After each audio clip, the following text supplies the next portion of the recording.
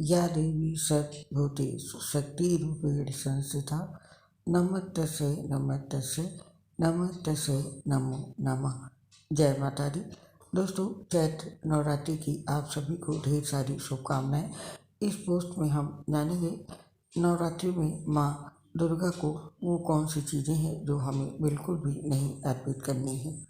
साथ ये भी जानेंगे कि नवरात्रि के पर्व के समय हमें किस तेल का इस्तेमाल करना चाहिए और किस तेल का इस्तेमाल नहीं करना है।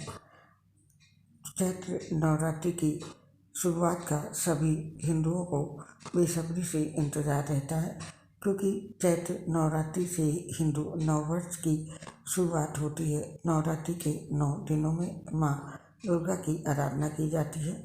मान्यता है कि माँ दुर्गा की सच्चे मन से भक्ति करने पर भक्तों के सारे कष्ट दूर हो जाते हैं। नवरात्रि के 9 दिन माँ दुर्गा के अलग अलग स्वरूपों की पूजा होती है।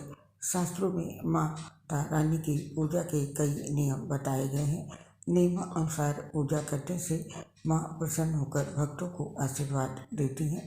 वहीं कुछ ऐसी चीज़ें भी हैं जो माँ आदि शक्ति पसंद नहीं करती हैं, जिनका उपयोग माँ की पूजा के दौरान वर्जित माना गया है।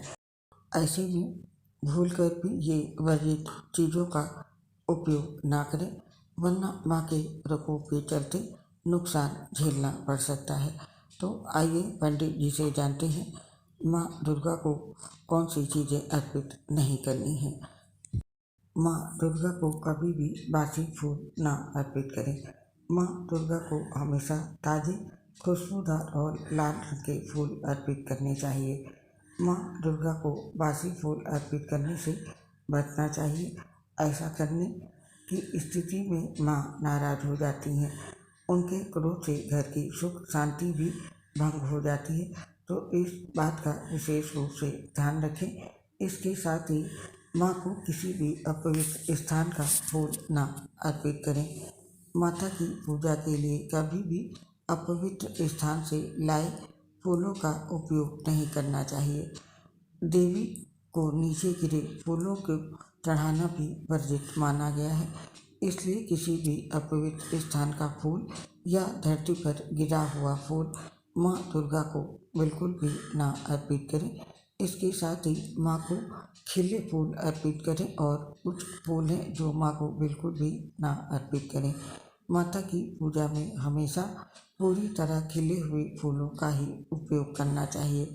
शास्त्रों के अनुसार देवी को कमल और चंपा के अलावा किसी भी फूल की कली चढ़ाना वर्जित है और नाग, चंपा, हरसिंगार और मंदार के फूल नहीं चढ़ाने चाहिए।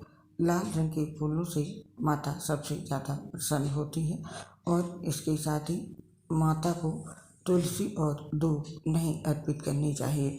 नवरात्रि के दौरान माता की पूजा में भूलकर भी दूब और तुलसी के पत्ते नहीं चढ़ाना चाहिए। ये दोनों चीज़ें माता की पूजा में वर्जित है मानी जाती है। इसके साथ ही बेल चढ़ाने की भी मनाही होती है। इन चीज़ों से माँ के नाराज होने का भय होता है और टूटा हुआ नारियल और टूटी लौंग भी माँ दुर्गा की पूजा में वर्जित है। कलश स्थापना के दौरान कभी भी चटके या टूटे हुए नारियल का इस्तेमाल नहीं करना चाहिए। इसी तरह टूटी हुई लौंग भी अशुभ मानी जाती है। इससे पूजा का फल नहीं मिलता है। ऐसे में ध्यान रखें कि माँ को फूल वाली लौंग ही चढ़ाएं। टूटी हुई लौंग और टूटे नारियल का उपयोग माँ की पूजा के समय बिल्कुल भी ना करें और माँ की पूजा में केवल सात्विक भोग ही अर्पित करें। नवरात्रि के दौरान माता रानी को केवल सात्विक चीज़ों का ही भोग लगाएं। भोग की वस्तुओं को प्याज और लहसुन के संपर्क में न आने दें। नवरात्रि में प्याज और लहसुन का इस्तेमाल वर्जित माना गया है। कोशिश करें कि माता रानी को घर पर बनी दूध की मिठाई या भोग में लगाएं और इसके साथ ही माता दुर्गा की पूजा में खंडित चावल का उपयोग ना करें। केवल अखंडित अक्षत ही अर्पित करें। पूजा पाठ में अक्षत का विशेष महत्व है। मान्यता है कि कोई भी पूजा या अनुष्ठान अक्षत के बिना पूरा नहीं होता है।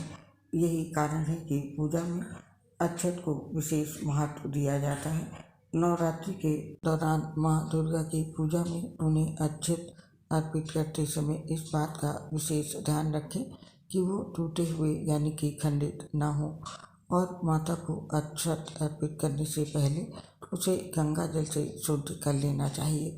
तो दोस्तों, ये वो चीज़ें थी जो हमें माँ दुर्गा को बिल्कुल भी अर्पित नहीं करनी चाहिए। शास्त्रों में इन्हें वर्जित बताया गया है। और अब जानते हैं नवरात्रि में हमें कौन से तेल का इस्तेमाल करना चाहिए। नौ दुर्गा पूजा के कई नियम बनाए गए हैं। नौ दुर्गा की पूजा में कुछ लोग फलाहार करते हैं, तो वहीं कुछ लोग ऐसे भी हैं जो 9 दिनों तक केवल एक लौंग खोदकर ही नवरात्रि व्रत का पालन करते हैं। 9 दिनों तक व्रत रहने के दौरान फलाहार में अक्सर पूरी, पराठा, पकौड़ियाँ घरों में बनती हैं। बहुत सारे लोगों को इस बारे में दुविधा होती है कि तलने के लिए कौन से तेल का उपयोग करना चाहिए। तो आइए जानते हैं स्वास्थ्य और व्रत दोनों के लिहाज से नवरात्रि व्रत में कौन से तेलों का इस्तेमाल कर सकते हैं।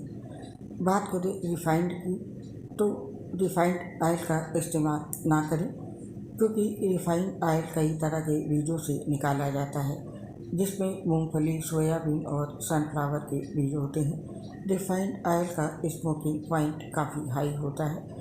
इसे हेल्दी फैट की लिस्ट में शामिल नहीं किया जाता है।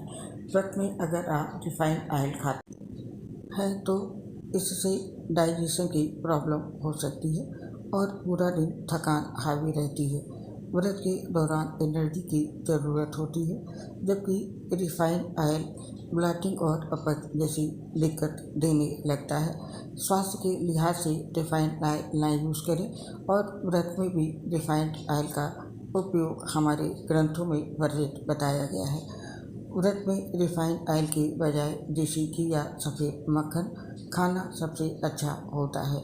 आप देसी घी को सब्जी बनाने या पराठे बनाने के लिए इस्तेमाल कर सकते हैं। हालांकि देसी घी से तलना भी अवॉइड करना चाहिए, क्योंकि इसका स्मोकिंग पॉइंट कम होता है, जिससे घी के सारे न्यूट्रिशंस गर्म करते ही खत्म हो जाते हैं। तो इस चीज़ का ध्यान रखें और इन तेलों का इस्तेमाल बिल्कुल भी ना करें। बीज से बनने वाले तेल को व्रत में खाने से परहेज करना चाहिए, जैसे सरसों का तेल, सनफ्लावर तेल, अलसी का तेल। ये सारे तेल व्रत में बिल्कुल भी नहीं खाने चाहिए। और अब बात कर लेते हैं कि व्रत के दौरान कौन से तेलों का उपयोग करना अच्छा होता है।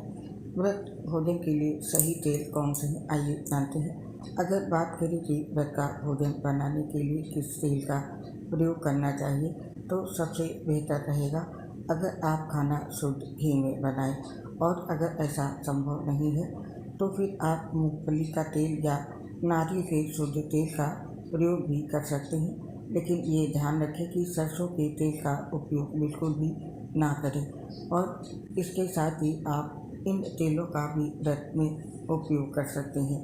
उपवास के लिए बादाम का तेल, जैतून का तेल उपयुक्त माना जाता है।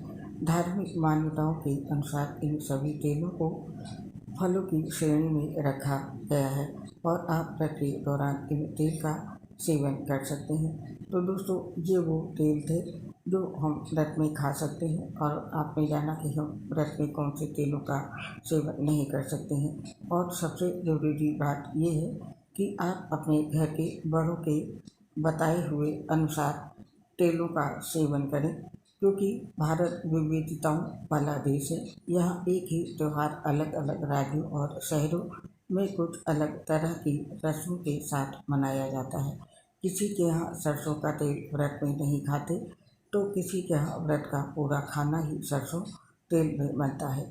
इसीलिए अपने घर के रिवाज और परंपराएं घर के बड़ों से ज़रूर सीखें, और जैसा वो बताएं उसी के अनुसार व्रत में परंपराओं का पालन करें। तो दोस्तों, ये थी जानकारी व्रत के दौरान कौन से तेल खाना चाहिए और कौन से तेल नहीं खाना चाहिए। साथ ही आपने जाना कि माता दुर्गा को कौन सी चीज़ें चढ़ाना वर्जित है। और हमें अब इस पोस्ट को समाप्त करने की आज्ञा दीजिए। आप सभी पर माता रानी का आशीर्वाद सदैव बना रहे, इस कामना के साथ इस पोस्ट को समाप्त करते हैं। आप सभी को नवरात्रि पर्व की ढेर सारी शुभकामनाओं के साथ मेरी प्यार भरी राधे राधे। आपसे शीघ्र मिलेंगे नई पोस्ट के साथ। तब तक के लिए आप सभी लोग स्वस्थ रहें और अपना ध्यान रखें।